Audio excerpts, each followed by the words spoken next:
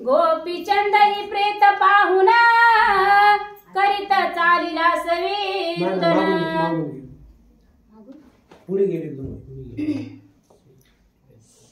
15 मी इथे आलो म्हणून चंपावतीने दिदला प्राण हे दुःख होईल कारण विसर पडणार नाही। गोपीचंद रडायला लागले तिकडं घोड्याच्या शाळेमध्ये एकटंच बघा कोणी नाही काय नाही बहीण तिथं आणि राजा माणूस असणारा आणि देव होऊन जाणार होता तरी हे बघा एवढं दुःखानं माणसाला आहे बघा कर्माच्या गती असती गहना जे जे होणार ते कदान चुकीना ते भोगले विना सुटेना देवाधिका सर्वाशे देवाला सुद्धा सुटलं नाही देवाला नाही देवाच्या मायला नाही देवाच्या बापाला सुद्धा या ग्रहणानं या सोडलं नाही जे देवामध्ये एका ओळीमध्ये लिहिलेलं ते होतेच काय जरी ते भोगावं लागते पण शेवटी चांगलं होईल। पण आता हे बघा मी इथं आहे म्हणून माझ्या बहिणीनं प्राणत्याग केला हे दुःख विसरणार नाही कधीच असं गोपीचंद म्हणायला लागले।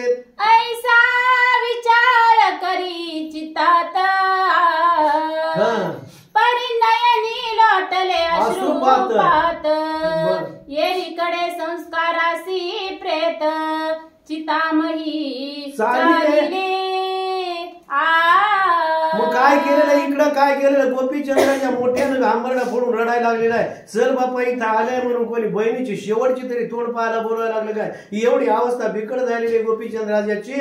मग काय केलेलं आता चला म्हणजे आता काय केलं कळवायचं नव्हतं काय नाही कळवाव बोलला राजा याचीच बहीण कळविलं नाही काय नाही आणि मग ते काय केलेले प्रेत असं असणाऱ्या संस्काराला म्हणजे स्मशान भूमीकडे निघायला सुरुवात केली। गोपीचंद ही प्रेत पाहुन करीत चालिला सवेदन परिचित वेधले कल्पने करुण अपकीर्ती अवघी झाली। मग काय केलं आता याला सर म्हणत काय नाही बघा बहीण पुढे असता बहिणीला तर जीवनपणे भेटता आलं नाही आणि बघा आता आल्यावर तोंडही पाहता येणं काय केलेलं आहे त्या माणसाने 4 माणसानं प्रेत घेतलेलं आहे आणि घेऊन निघायला लागले। काय केलं मोठ्यानं रडायला लागला गोपीचंद। आता आपल्यावर संकट आल्यावर काय लाडू पेढे घावय असं लोक जमती विशेष परी साहे संकटास कोणी करीना कोण संकट आला आता याच्यावर संकट झालं किंवा आणि मी त्याच्या जन्माचं सार्थक करण्याकरिता येरी लोक धावतील पण अशा संकटाला एक तरी राजधानीतला म्हणायला पाहिजे भाऊ आहे बापा एकदा पावद्यातून दाखवून घेतलंय माग रडत रडत गोपीचंद राजा निघायला लागले। अशी जर अवस्था एखाद्या माणसावर झाली कोण आपण कल्पना जरी केली आपल्याला सुद्धा सहन होणार नाही बघा अशी अवस्था आहे गोपीचंद राजाची होऊ लागली। चला तरी आता सो कैसे उठवावे स्वभगिनीसी आणि चमत्कार सोयरासी दाखवावा प्रताप काय नाही म्हणजे मोठ्यानं रडत चाललंय केलेलं कोणी जवळ येणं काय नाही त्याची अवस्था इतकी अवस्था झाली तशी करा असं लोक म्हणायला लागले। असं म्हणल्यावर आता काय करेल माग रडत रडत चाललेलंय भावा करता आणि ते आजकालच्या सगळे भाऊ होते काय भाऊ किती प्रेमळ होता आणि त्याचंच नाव इथं निघायला लागलं की नाही बहीण भावाचं नातं माय लेकराचं नातं म्हणजे असं अतूट नातं राहतंय की असं कधीच विसरणार नाही काय नाही एकमेकाला विस्मरणार नाही। बहीण त्याच्या घरी गेली तरी भाऊ येते राखी पौर्णिमेला जायला अडचण असेल याला तर भाऊबीजेला जाईल पण गेल्याशिवाय राहत नाही। असं दुःखाचं संकट आल्यावर मग रडत गोपीचंद राजा जाऊ लागला काय वाटलं असेल त्याला आम्ही जोग घेतला म्हणून त्रणा समान मानिले यांनी तरी नाथपंथाची प्रताप करणी निज दृष्टी काय करा म्हणजे रडत रडत चाललंय हे केलेले नाथपंथामध्ये सामर्थ्य होतं पण याच्यामध्ये नव्हते ना विद्याभ्यास मी जोग घेतला म्हणून याय ना आम्हाला या जोग्याला नाथपंथाला तणकटा सगळं हे केलेले। मग आता काय करा माझ्या नाथपंथाचा हात जर असा दाखवा काय की विद्येचं भांडार मनामध्ये चलले मोठ्यानं रडत माग चालले कोणी एक माणूस पाहिलं झालंय बहिणीचं प्रेत पुढे आणि माग रडत रडत गोपीचंद राजा चाललाय। जैसा पार्वतीचा गोसावी परिदक्ष हेळिता तो जावई जीवित वाहने प्रतापमयी गाजविला तयाने। काय केलेलं ज्याप्रमाणे काय केलेलं आपला प्रताप असा असता पार्वतीचा महादेव परमात्मा आहे आणि त्या दक्ष राजाच्या त्याचा अपमान झाला होता केलेले आपला सामर्थ्य दाखविलेलं आहे आणि त्यानं काय केले पराक्रम दाखविलेला आहे त्याप्रमाणे नाथपंथाचा पराक्रम आपण दाखवा पण कोठं म्हणायला लागले रडत जाताना म्हणायला लागले की अष्टावक्रष्ट बाळ ब्राह्मण कुरूप म्हणून केले हेळन परी त्याने प्रताप दाखवून विप्रमुक्त केले. हे आड जागेवर वाकडं होतं बघा ब्राह्मणाचं. जर कसं झालं लेकरू आणि ते काय करू लागलं, ब्राह्मण ते काय करू लागला, मंत्र म्हणू लागला. संस्कृत मंत्र बघा असा सर मंत्र चळे जरी थोडा तरी धडची होई वेळा. मंत्र चळू देऊ नये कोणता विद्यापाठ चांगले शिकू लागल्या. आता याचा काय बोलता बोलता काही इकडे झाला असेल, काय कर्म असेल त्याचा काय केलं, मंत्र जरासा चळला त्याचा संस्कृत मंत्र. ते पोटामध्ये लेकरू होतं गर्भामध्ये आणि ते काय केलं मधून हसलं, बाबा मंत्र चुकला. कोण आहे, मी तुमचा मुलगा आहे पोटातून म्हणाला. मला वाकडं लावलं तू, आड जागेवर वाकडा होते म्हणून आड जागेवर वाकडं लेकरू जण म्हणत त्यानं प्रताप दाखविला आणि सगळ्या लोकांना विप्रायला मुक्त केले. असा पराक्रम त्यानं दाखविला, तसा आपण दाखवायला पाहिजे. माझ्या बहिणीला उठवायला पाहिजे. पण कुठं म्हणायला लागलंय, रडत रडत जात जात म्हणू लागले की वामन रूपास तासान बळीने मानिले तृणा समान.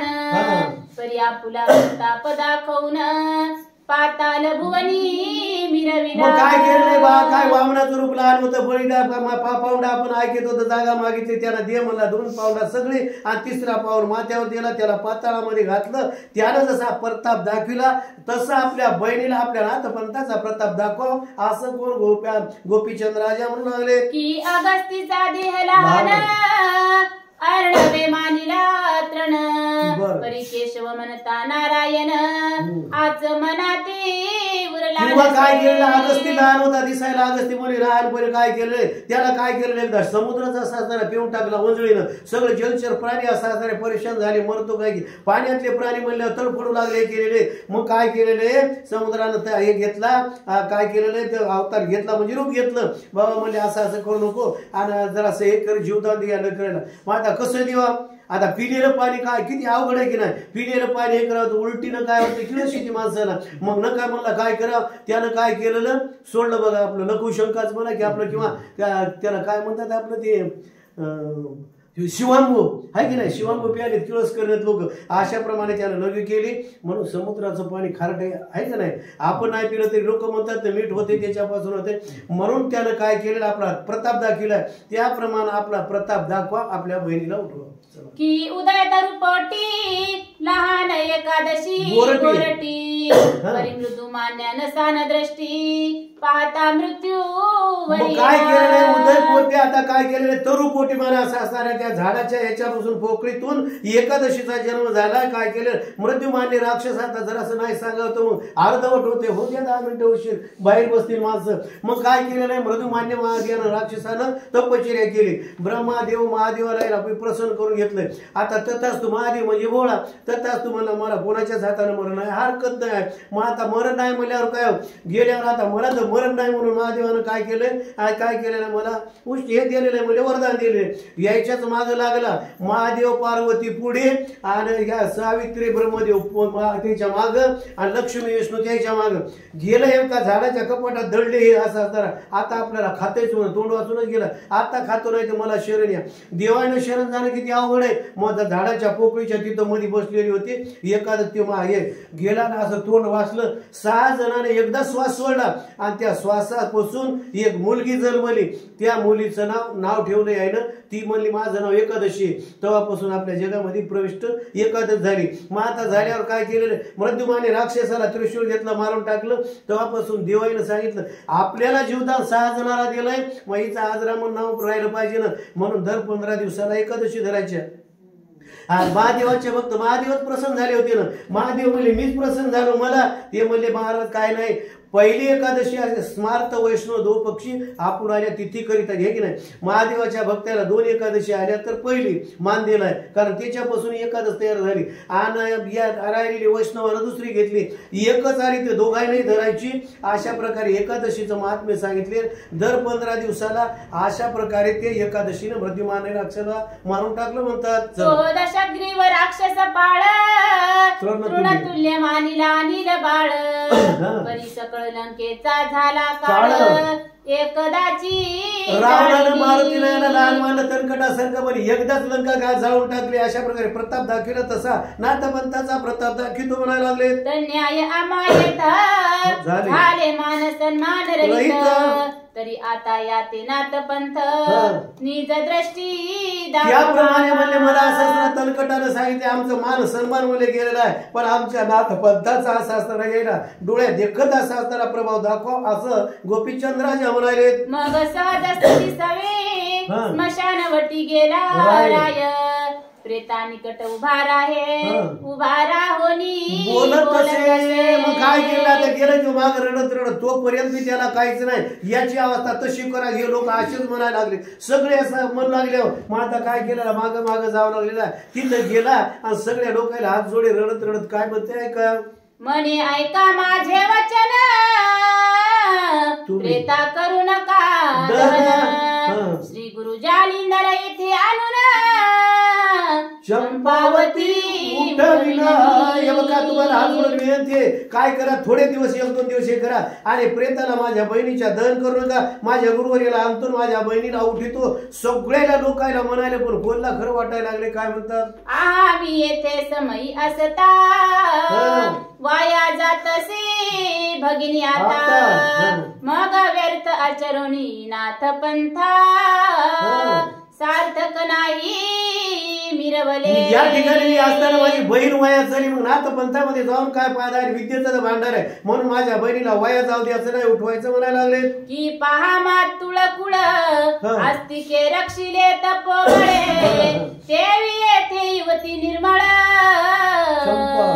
चंपावती उठवी. आपल्या कुळाचा नाश होऊ दिलेला नाही कोणा असा असताना त्या अगस्त्य ऋषीनं त्याप्रमाणे असं असताना मी माझ्या कुळाचा नाश होऊ देणार नाही. की हरिहरणी गुंतता हिरा हिरकणी काढी तया सत्वरा देवी येथे भगिनी सुंदरा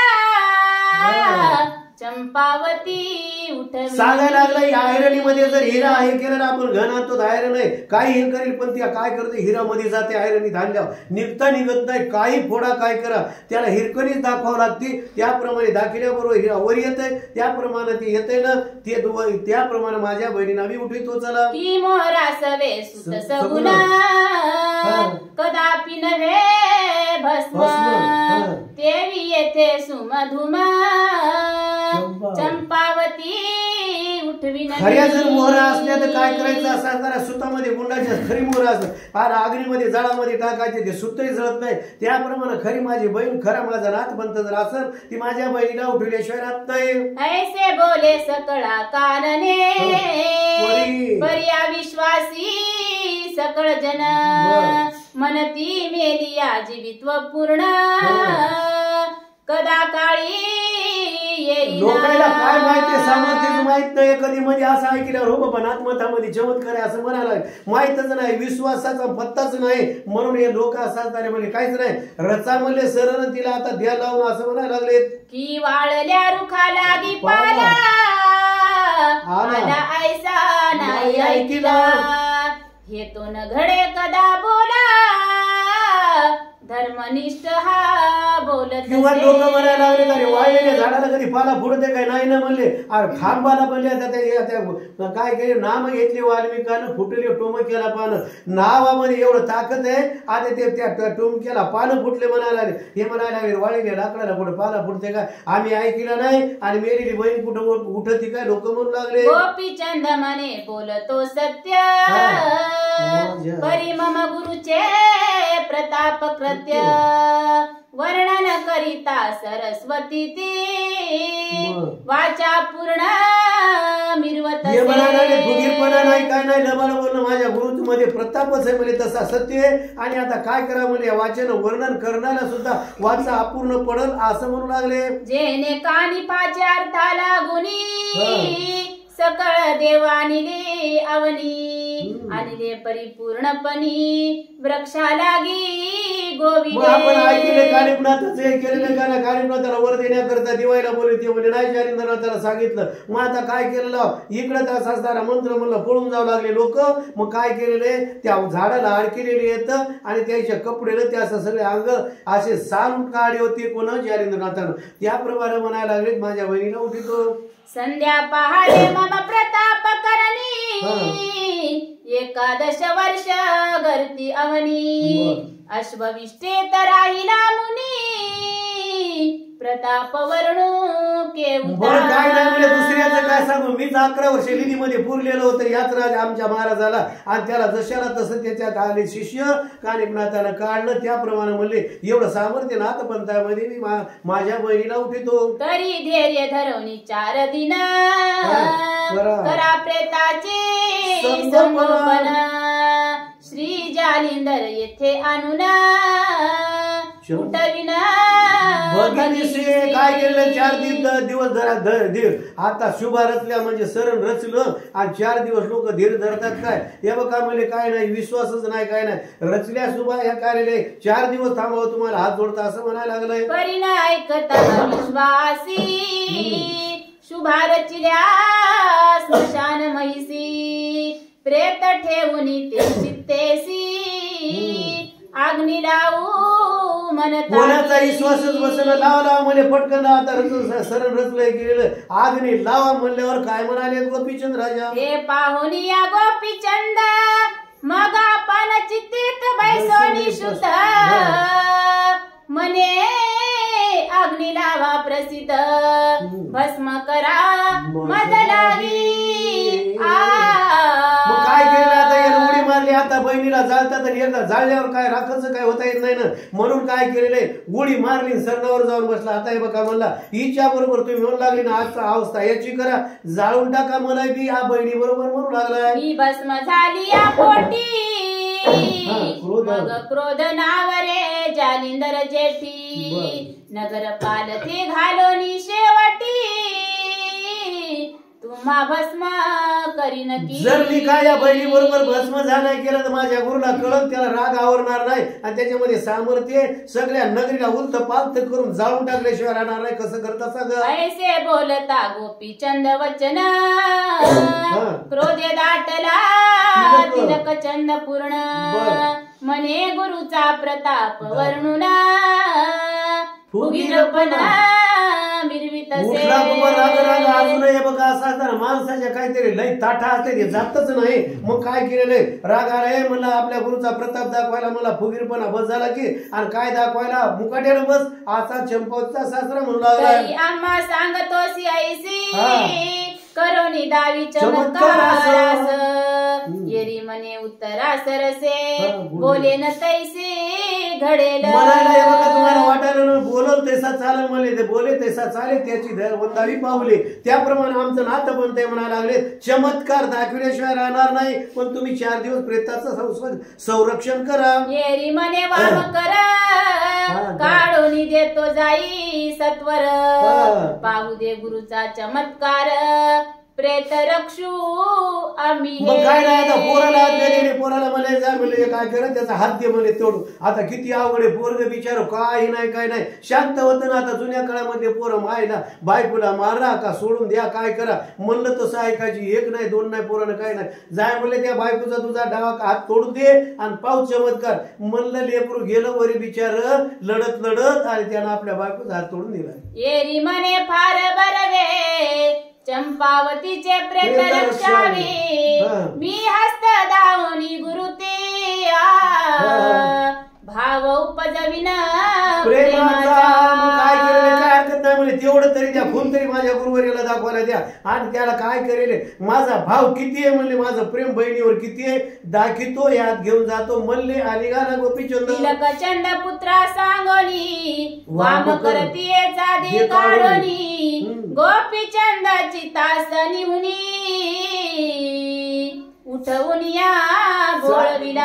काय केलेलं आता केलेलं पोरानं डावा हात तोडून दिलाय केलेलं आहे असं म्हणलं. हातामध्ये काय केलं आपल्या हात घेतला त्या बहिणीचा.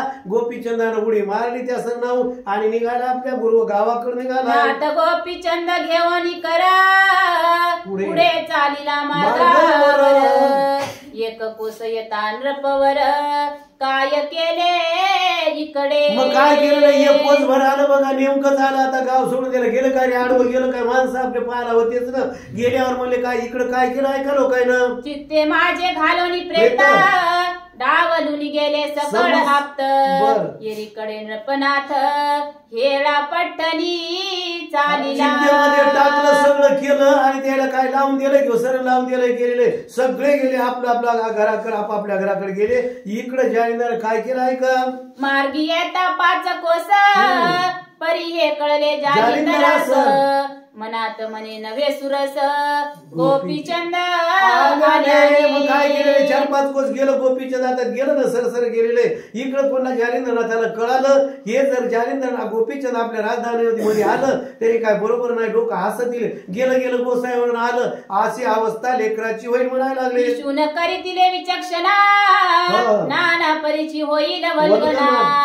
आणि बाळ पावेला शोकस्थाना आप्त जना पुढती ते पिशूल भूतासारखे लोक द्यायला खरं नाही खोटं नाही काहीच नाही म्हणले. इकून बोलतात तिकून बोलतात. आपण म्हणतो तर कोणी दोन्हीकून जर बोलू लागलं 2 तोंडे मांडूळ इकून चलते तुकडून चलते 2 तोंड असतात की म्हणून तसे मांडुळासारखे लोक म्हणले त्या राजधानीतले. आणि काय म्हणतील आलं म्हणले गेलं गेलं ना आलं असे लोक वल्गना करतील म्हणायला लागले. ऐसा विचार करून चित्ती आपण चालीला कृपा मूर्ती प्रयाण अस्त्र मंत्र विभूती चरचोनिया निज भाळी. मग काय केलं असं म्हणल्याबरोबर जालिंदरनाथाला वाटलं पाहिजे का बरोबर नाही लेकराला इथे येऊ देऊ नाही काय नाही. काय केलं प्रयाण मंत्र असा असताना एवढं तास जाजवले असा असताना मंत्र म्हणला मनामध्ये आलं आणि तिथं जाऊन पोहोचते माणूस इथून फेकलं पुण्याला टेकलं. मन जसं आपलं जाते ना तितक्या मनाच्या वेगानं कोण एक जालिंदरनाथ आले म्हणतात गोपीचंदाजवळ. तरी ते प्रयाणास्त्र मंत्र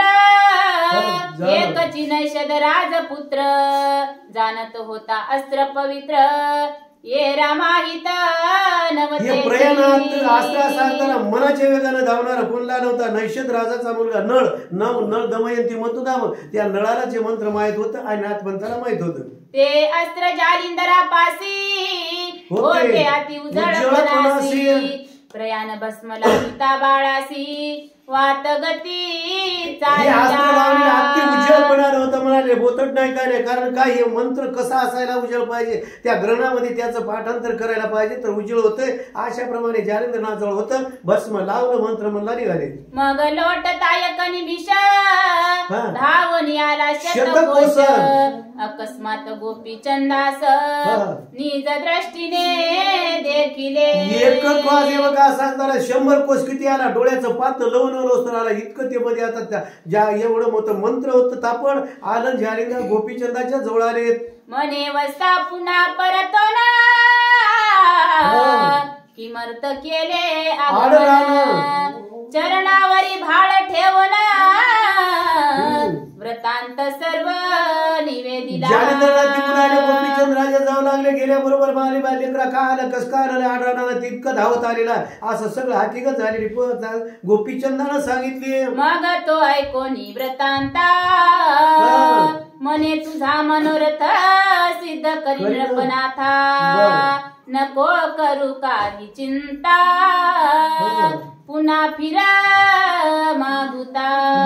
काय कोणत्या प्रकारे चिंता करू नका काय तुझ्या मनामध्ये काय ते मला ओळखू आलं म्हणून मी इथं आलेला आहे. त्या ताबडतोब तुझ्या बहिणीला उठितो चल माघारी असं म्हणायला लागले. अवश्य मनोनी दोघे जण मार्गे करीते झाले कौल पट्टना माझी येऊन राजांगणी संचरले. आल्याबरोबर काय केलेले बघा क्षणाला बरोबर त्या काय केलेले त्या पौर पट्टण नगरीमध्ये राजाच्या अंगणामध्ये जाऊन पोहोचले. तव ते आपता सहित मेळा घालवणी बैसले होते पाळा विवळ चित्ती नाना बरळा रुदन शब्दे बोलले. सगळे लोक नेमके आलेले ते काय त्या ठिकाणी होत्या काय केले मग आल्यावर काय केले मेळा घातलेला आणि आप्त जन हे सगळे आलेले तिथं बोलू लागले. तर तो अकस्मात देखील द्वयनाथ महापती दर्शन युक्त देखताची तिलक चंद यथार्थ धाव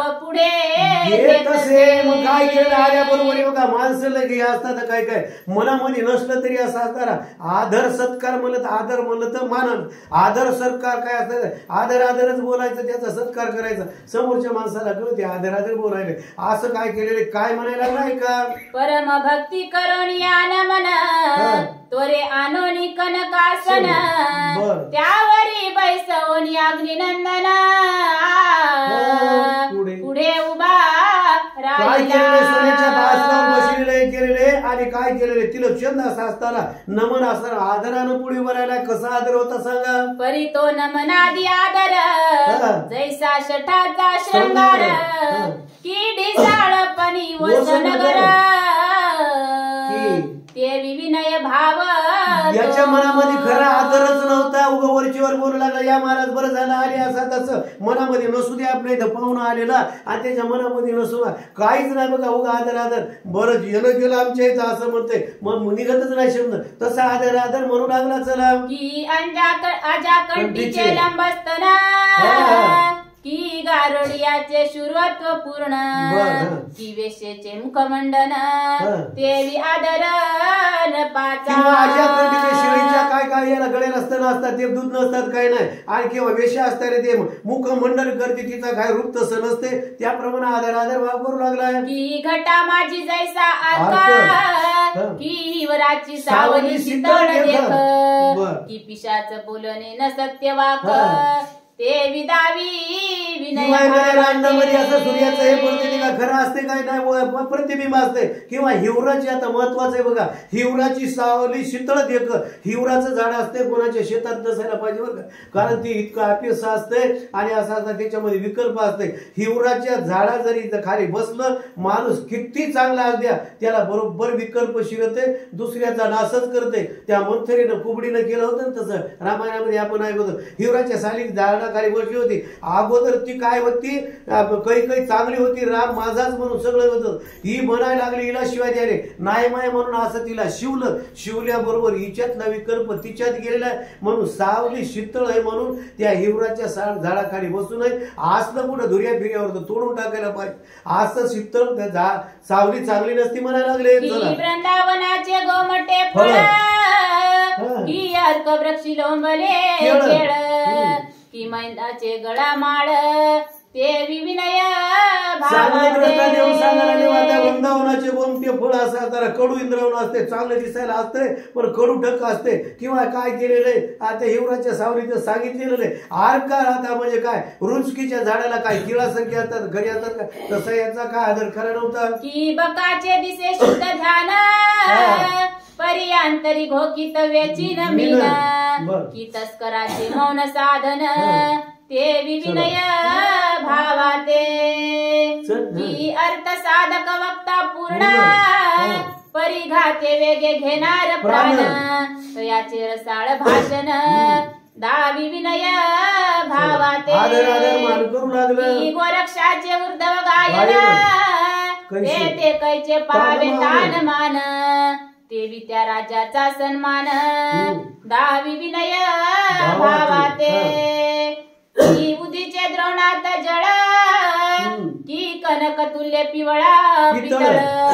की विनयाची गोडी बहुरसाळ देवी विनय भावाते की घर वासनपणा की भोंद्याचे देवतार्चन की मशाचे गण्या नाम ते विविनय भावाते तन्याय तो नरपती तिलक चंद उभा भक्ती परिभावना सकळ नाथा प्रती कळोनी आली हात जोडून उभा राहिला माणसाला वाटेल आपल्याला वाटेल काय माझा आदर सत्कार करायला पण नाथालाच कळालं याची आदर आदर भक्ती आपण आलेलं याला काय बरं वाटलं या नाथाला ओळखीलं. मने राया चंपावती ज्ञान कळा सगुण युवती ऐसी जाया ग्राप्रती साजेल माते दिसेना.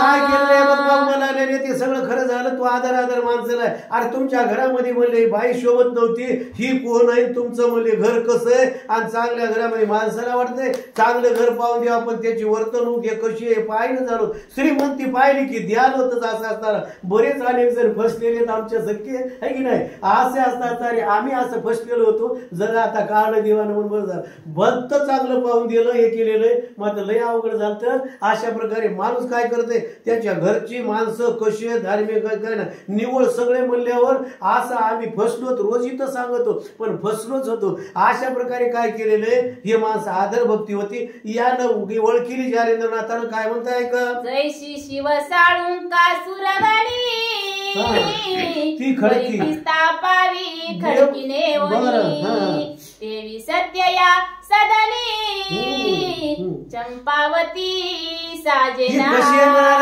शिव साळून काय महादेवाचे पिंड म्हणले आणि कोठे तिची स्थापना केली खडकावर कोणी जात नाही काही नाही अशा जागेवर केलं कोण पूजा करायला. त्याप्रमाणे म्हणली शिव साळुंके सारखी आहे आणि हे लोक म्हणले मैंदा सारखी आहेत. या घरामध्ये बाई साजतच नाही पण काय करता अजून म्हणतात गडरबा काय चंदन लेपा मरकट व्यर्थ प्राण भाष उमोप वायसा जान कनक पिंजर रूप कदा काळी घडे. आता या माकडानं म्हणे कोठे चांगलं केलं त्याला काय म्हणे जाणून बुजून माकड त्याला काय करू ते उड्या मारणार राहते. एखादा असा असणारा वायस म्हणजे कावळा त्याला सोन्याचं चांगलं चेलरोज पकवान ठेवलं तर त्याला वाटते का त्याच जाते. अशा प्रकारे म्हणले असे माणसं चंपावती इथे शोभत नाही. तन्याय चंपावती तुझे ग्रह्यासे युवती जैसी मैंद्य ग्रहा बसती मनहीन मिरवत. बोलायला काय तिथं काय नाही लेना देना बंद आहे फिरबी आनंद आहे त्याला काय द्यायचं नाही घ्यायचं नाही काय नाही. काय गरज आहे म्हणले आपल्याला ओळखी नाही तर ना ओळखी आपल्या चंपावती नाही का बघ म्हणजे मैदाच्या घरीमध्ये चांगल्या माणसानं वस्ती करावं काय चोराच्या वस्तीत म्हणून म्हणले असं तुमचं चोरासारखं घर आहे आणि देवासारखी बाई या ठिकाणी शोभतच नव्हती. अजून काय म्हणतात परी आता सो कैसे काय करावे ब्रह्मतंत्रास मग पाहुनी गोपीचंद वक्त्रास हस्त देई म्हणत असे. मग काय केलं बापू म्हणले आता सगळं झालं म्हणले काय करता ब्रह्मदेवानं लिहिलंय ब्रह्म्याचा लिखाण कधी न चुका त्यानं बरोबर लिहिलेलं होणार होतंय. बापू म्हणले जे झालं हात कोठे म्हणले गोपीचंदाला हात माझ्याजवळ दे. मग हस्त काढोनी दृष्टी देता झाला कर संपुटी शव जानोनी पोटी उच्चारण करी राया. हात घेतला गोपी काय केवढं सामर्थ्य असेल त्याच्या मंत्रामध्ये केवढी शक्ती असेल. हातामध्ये हात घेतला पुन्हा जालिंद्रनाथानं तोडलेला हात. अरे काय केलं मंत्र म्हणला संजीवनीचा मंत्र म्हणला म्हणल्यावर भस्म चिमुटी घेतली. काय म्हणते मग कवळोनी भस्म चिमुटी मंत्र प्रयोग बोले होटी सकळ संजीवनीची राटी प्रोक्षित से. काय केलं मंत्र म्हणला संजीवनीचा मंत्र म्हणला भस्माची मोठी टाक घेतली आणि त्या बाईच्या अंगावर टाकली. काय म्हणाले भस्म भुजेसी होता सिंचन हाक मारित दये कारण हाके सरशी त्वरे उठोन चरणी माथा ठेवी तसे. मग काय केलं आता हातात ते काय भस्म असा म्हणलं मंत्र आणि त्या हातावर हाणला. चंपावती उठ बाय बोलल्याबरोबर बाई झोपीतून उठल्यासारखी उठली. असे आवतात त्या इतकं मेली हे झाले लढू लागले माणसं. आता उठायल्यावर हसायला लागले की नाही. बाई उठली तटकन ते लोक हसू लागले ना आपल्याला जर असा आनंद झाला. चला आहा जाज्वल्य संजीवनी क्षणात उठली राजपत्नी जैसा शुक्रे कच मुखातुनी दोन वेळा उठली. काय केलं म्हणजे एवढं संजीवनी मंत्रामध्ये ताकद हे केलेले ज्याप्रमाणे म्हणले काय केलेले त्या कचाने काय केले शुक्रानं कचाला 2 वेळा त्या मंत्रानं उठिले त्याप्रमाणे हिला एका मंत्रात उठिलं. तोची न्याय येथे झाला सकळा लागी भाव ठसला. आहा जालिंदरनाथ भला पूर्ण ब्रह्म. चमत्काराशिवाय नमस्कार नाही असं आहे की नाही. आता चमत्कार जर असेल तर नमस्कार आहे. आताचे चमत्कार वेगळे येतं पण खरा चमत्कार याला म्हणा. मग काय केलं काय बापा जालिंदरनाथ म्हणायला लागले भला भला सगळ्याच्या मनामध्ये एवढ्या असणारा भक्ती निर्माण झाली. काय म्हणतात मग लागले गे सकळ उठणी श्रीनाथाच्या लोटले चरणी मनती अपार केली करणी शुक्र प्रत्यक्ष कलीचा काय म्हणले बघा शुक्र आकाशात कलियुगामधले खरा शुक्राचार्यच म्हणले त्या दैत्याला मेलेल्याला उठीत होता मंत्रानं त्याप्रमाणे जालिंद्रनाथ म्हणतात. मग समस्त मनती फारा पूर्वा कौतुक दावी गोपीचंद राव धन धन संपत्ती ते काय करावे कोणी जावी सर्व सगळेच बघा वैराग्य प्राप्त झालं त्याला स्मशान वैराग्य म्हणतात. काय खरं माणसाचं अहो आता होतं मग काय केलेलं असं कवाशी गेलं की माणसाला काय केलं काय नाही बाबा या जन्मात येऊन काय नाही. खरंच आता सगळ्यांना कळतंय आपण जन्मलो तर जन्मलेल्या माणसाला माहित आहे आपण मरणार कवा मरणार हे माहित नाही कवा तरी मरणारच ना तरी माणसाला इतकी हवं अशी भानगड आहे म्हणून माणसं मोरस तोरे बी इकडे येत नाही तिकडच जातात म्हणून माणसाचं जर असं होते. आणि जर कळू लागलं आणि काय पडलं त्याच्यात करा पैसा कमवा संसार करा चांगल्या प्रकारे कमवा पण नीतीनं कमवा हे करा. देवाचं नाम स्मरण घ्या देवाचं नाव घेतलं तितकं चांगलं नाही घेतलं तितकं ओंगलं. अशा प्रकारे काय करावं म्हणजे गोपीचंद रावानं काय केलं त्याची बहिणीची अवस्था झाली तशी याची करा याचं तोंड पाहू नका. आणि आता गोपीचंद राव म्हणाले काय करायचं आपल्या संपत्तीला चला म्हणजे याच्या सोबत लोक आपल्यासारखे म्हणू लागले. मग सर्व जग बोले राया भले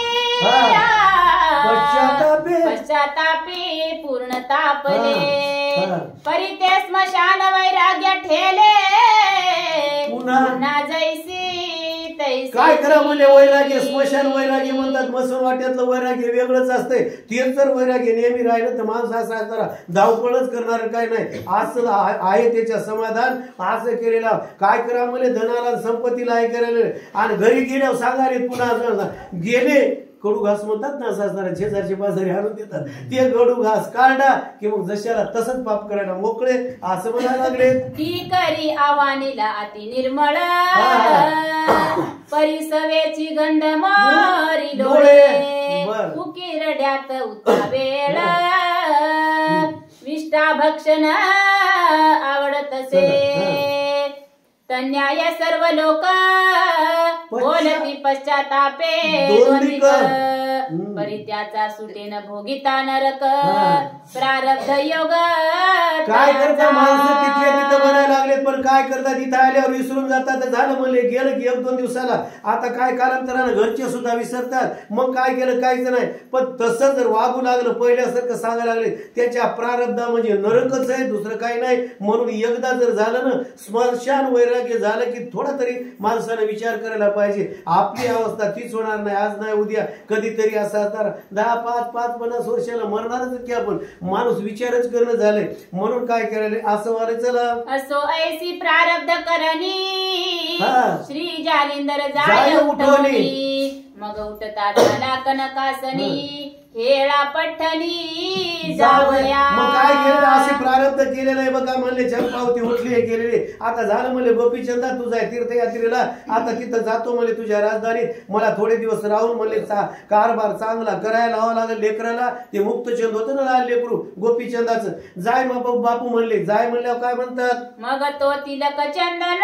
पती अभिमान दवडवणी झाला गलती सलिलपणी पदा वरती मस्तक ठेवी सप्रेम. आता बघा साधना मनभावातून केला अभिमान गेला म्हणले मला अभिमान होता. माणसाला 2-4 गोष्टीचा लय अभिमान असते रूपाचा धनाचा विद्येचा धन अशा प्रकारे आणि याचा सत्तेचा 2-4 अभिमान असे असतात ते मातीतच घालते. असा अभिमान म्हणले महाराज जे झालं झाले म्हणले माझी गलती झाली अभिमान गेला पाय धरायला लागला. काय म्हणते म्हणे महाराजा मी पतित राजवैभवी झालो उन्मत लघु मानिला गोपीचंदनाथ तरी क्षमेते मर्यादा.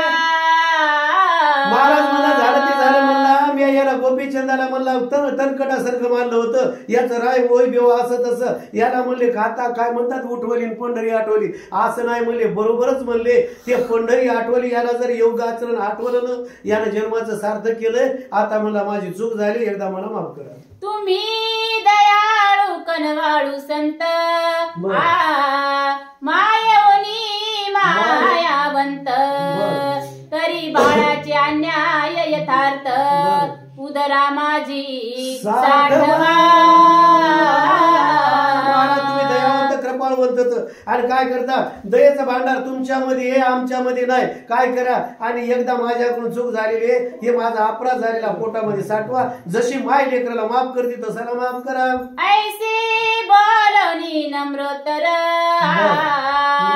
चरणी मौळी वारंवार ठेवणी म्हणे आजची रात्र वस्ती करा या ठाई मग काय केलं महाराज काय करा पाया पडतच राहिले महाराज म्हणे मला जमत नाही अशा घरी कसं खावं वाटेल होय त्या तेवढ्या पापेच्या या लेकराचा जीव घेतला येणं बोलून बोलून या बघा मला नाही या बघा मला काही करा आजच्या दिवस माझ्या घरी राहा म्हणल्यावर काय म्हणतात ऐका ऐसे ऐकोनी तयाचे वचन बोलता झाला अग्नी नंदन चंपावतीचे हस्ती करून पाक निष्पत्ती करी आता लईच आग्रह करायला गोपीचंदाला वाईट वाटून येते केव्हा जेवलं होतं की घरी जेवलं असेल तेव्हा त्याच्यावर नाहीच घेऊ बहिणीची धाव घेत आलेलं आहे आणि मला काय हरकत नाही म्हणले आम्हाला सण होते म्हणजे कारण आम्ही हे वाचन केलेलं आहे हे बघ काय करतं लईच हे करायला गोपीचंदा मी राहतो पण हे बघा मला दुसऱ्याच्या हातचा स्वयंपाक जमत नाही कारण यायची वासना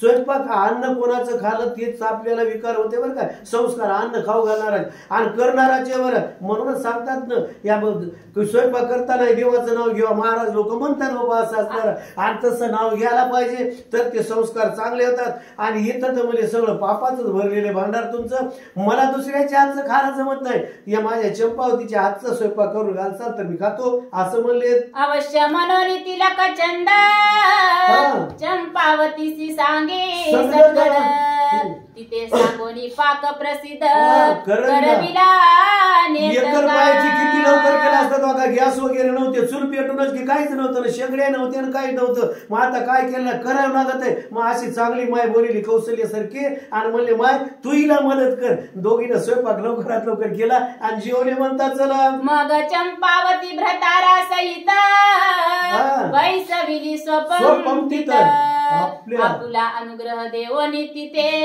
नाथपंथी मिरविली काय केलेलं आपल्या पंक्तीला बसले म्हणले आपल्या पंक्तीची झेरे आता इकडे नाही राहिली म्हणले जरी या घरची सून झाली तरी काय केले आपल्या पंक्तीला बसविलं आणि तिला जेवायला केलं काय म्हणतात मुखीचा उचिष्ट घराचा संजीवनी प्रयोग प्रसादास देवनी केले अमरपणास मैनावती परी काय केलेलं आपल्या मुखाचा असा असताना उष्ट घास म्हणजे असा असताना मंत्र म्हणला आणि काय केलेलं संजीवनीचा मंत्र म्हणून काय केलं बाई काय केलेलं हिला अमरवेल मायची केली हिची केली गोपीचंदाची 21-2-21-3 63 काय 63 होता ना घर खरा करा मग आता 63 कुळ्याचा उद्धार एका चंपावती मातेच्यानं झाला की नाही गोपीचंद नाही म्हणू लागला पहिल्यानं या बिचाऱ्या माऊलीच्या तर काय मनात नव्हतं इतक्या कुळ्याचा उद्धार करणार या शास्त्रारी मैनावती आणि मैनावती सारखं चंपावतीला केले ऐसे रीती सारणी भोजन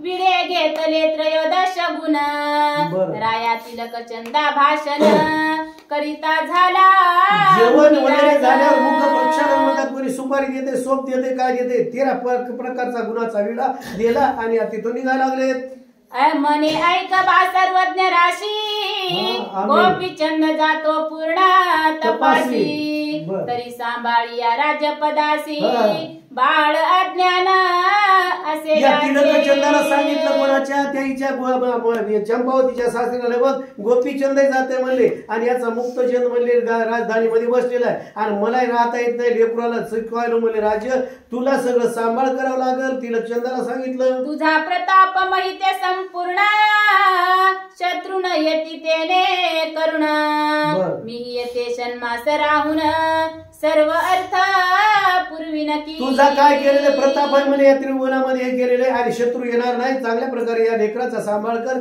तिलक चंदाला सांगितलं राया षण्मासासाठी मी जाईन तीर्थ लोटी परिमुक्त चंद पडता संकटी धाव घाली तू येते काय कर आता 6 महिने मी राहिला अजून तिथं मी माझ्या आता तीर्थयात्रेला जाईल जर त्याच्यावर मुक्त चंदावर काय संकट आलं तर ताबडतोब जाय आणि संकट निवारण कर असं त्या राजाला सांगितलं ऐसे बोलत अग्निसुत अवश्य बोले तो रपनाथ यावरी राहून एक रात्र निघते झाली उभयंता काय झाले रात्रभर राहिले जेवण वगैरे झाले सकाळच्या पारी उठले आणि निघायला लागले असं त्या ठिकाणी कथा झाली करोनी जालिंदरान मन गोपीचंद करिता झाला गमन जालिंदर ही मार्ग धरून हेळा पठ्ठणी चालिला. मग काय केलेलं, असं काय केलेलं, जालिंदरनाथाला नमस्कार केला गोपीचंदाने, हे सगळे नमस्कार केला. गोपीचंद निघाले तीर्थयात्रेला, जालिंदर निघाले हेला पटणला. तिलक चंदन पनाथ बोळवून आला स्वग्रहात. येरीकडे मैनावती सुत मुक्काम मुक्काम साधित. हे काय केलेले, जालिंदरनाथ गेले केलेले, तिलकचंद आपल्या घरामध्ये आलेला आहे, मुक्काम करीत करीत पण गोपीचंद राजा तीर्थयात्रा करीत निघाले. ऐसिया राहणी मार्गद्र मोनी राव गेला भद्रिकाश्रमी. भद्रिकेदार भावे नमोनी तपा लागी बैसला. मग काय केलेलं, गेला आता सरळ गेलेले गोपीचंद राजा बद्रिकाश्रमाला गेलेले. 12 वर्षाचा नेम केला, लोखंडाचा सूळ केला, डाव्या पायाचा अंगठा त्याच्यावर 12 वर्षाच्या नेमानं वाऱ्याच्या आरावर नाममंत्र म्हणीत 12 वर्ष तपश्चर्येला बसला. लोह कंटकी पादांगुष्ट ठेवली तप करी वरिष्ठ. येरीकडे जालिंदर वाटे येवनिया पोहोचला. काय केलेलं त्याने 12 वर्ष काय तपश्चर्या केली, कष्ट. आता काय केलं, तपश्चर्या म्हणल्या काय नुसती बसून कार्य करायची नाही. एक लोखंडाचा सूळ घ्यायचा, त्याच्यावर डाव्या पायाचा अंगठा आणि वाऱ्याच्या आरावरच ते कसं कशावर जीवत होता, एक तर वाऱ्याच्या आणि देवाचं नाव होतं, म्हणजे त्याच्यामध्ये ऊर्जा शक्ती होती. काहीच लागत नाही, पण आपल्यासारख्यानं होत नाही बघा. आपण काय करू, त्यानं 12 वर्ष तपश्चर्या केलं. मी त्याशी सांगितले, आम्ही 2-2 तास रोज बसलो तरी आमची ही तपश्चर्या आहे, आणि त्याच्या तपश्चर्या इतका आम्हाला पुण्य प्राप्ती आहे. हे गेलेले जालिंदरनाथ हेला पटणला गेले. तेथे रावणी षण्मास प्रीती मुक्त चंड उपदेशोनी अर्थी अर्थी. कानिपास शिष्य कटा प्रती देवनिया काय केलेलं, कानिपाचं शिष्य कटक सगळं होतं केलेलं आहे. ते 6 महिने राहिलेले, त्याला उपदेश केलेला. मुक्त चंदाला चांगल्या प्रकारे शिकलं. आणि या कानिपास कोण जालिंदरनाथ निघाले. नाना तीर्थ करी भ्रमण 12 वर्ष गेली लोटन. शेवटी बद्रिकाश्रम पाहून गोपीचंद भेटला. काय केलेलं, 12 वर्ष बघा पाहता पाहता ते येडा घालायला 5 वर्ष किती पायी तीर्थयात्रा करीत काय करायचं, 12 वर्ष लागलेले. गोपीचंद राजा तपश्चर्या करू लागला, बद्रिकाश्रमाला जालिंदरनाथ गेले. मग ते आता 5 उचितार्थ उद्यापना देव समस्त. पाचारोनी स्वर्गस्थ गौरविले आदराने. मग काय केलेलं, मग तिथं काय केलं, उद्यापन करावं लागतं. आपण मामदा म्हणतो त्या देवाहून आल्यावर तीर्थयात्रा करून, मग तसं उद्यापन केलेलं आहे. सगळे देव बोलिले, आमचे पोथीचे मंडळी बोलिले. आता यायला बोलवाच लागेल नाही की नाही. महिना काय 40 दिवस आता कष्ट करून बसतात आणि गावातून लागून यावं लागते. म्हणून काय केलेले, देव तर बोलिले, पण आमचे पोथीचे गावातले आपले प्रेमातले माणसं बोलून उद्यापन केलं. महाविष्णू महेश सविता अश्विनी वरुण अमरनाथा. भेटवणी समस्त दैवता सनातपणी मिरवला. सगळ्या देवाला बोलले केलेले, त्या ठिकाणी त्याला आशीर्वाद दिला म्हणतात. सकळ विद्येचा संभार भार अभ्यास विना तो रपवर. पुन्हा दैवता अनोनी सत्वर वरा लागी सगळं केलेलं. वर सगळ्या वचनातानं केलं तसं करावं लागत होतं म्हणून त्याने थोडक्यात सांगितलेलं. सगळे देवायला बोलिले, सगळ्याचा पुन्हा आशीर्वाद घ्यावा लागला. आशीर्वाद घेतला, निघाले देव. असो येथोनी गोपीचंदाख्यान संपले पुढे करा श्रवण. श्री गोरक्ष श्री राजा कारणे जाईल गुरु अनावया. गोपीचंद आख्याने चांगलं होतं, ते संपलं. हे केलेले मग काय केलेले, गोरक्षनाथ आपल्या गुरुवर्याला 3 देशामध्ये तिथं बसले होते ना. काय विठ्ठू माझा लेकूरवाळा म्हणून असं गेलेलं, तिथं झालं होतं वाटतं लेकरू काहीतरी. या लेकरा बाळात गुंतलेले एक गोरक्षनाथ जातात आणि त्याला उद्याच्या नाही पर्वाच्या आध्यात घेऊन येतात. तरी आता अत्यद्भुत श्रोत्या सांगेल धुंडी सुत. मालवैसे नाम जाते नरहरिवंशी. श्रोते मंडळीला सांगायला अवधान देऊन म्हणजे ध्यान देऊन ऐका. आणि दररोज याच म्हणले तसं केलं. चांगल्या प्रकारे कथा कवी करते सांगायला लागले. स्वस्ती श्री भक्ती कथा सार समंत गोरक्ष काव्य किमयागार. सदा परिसोत भाविक चतुर अष्टादशाध्याय गोड हा. अध्याय 18 ओव्या 214. श्री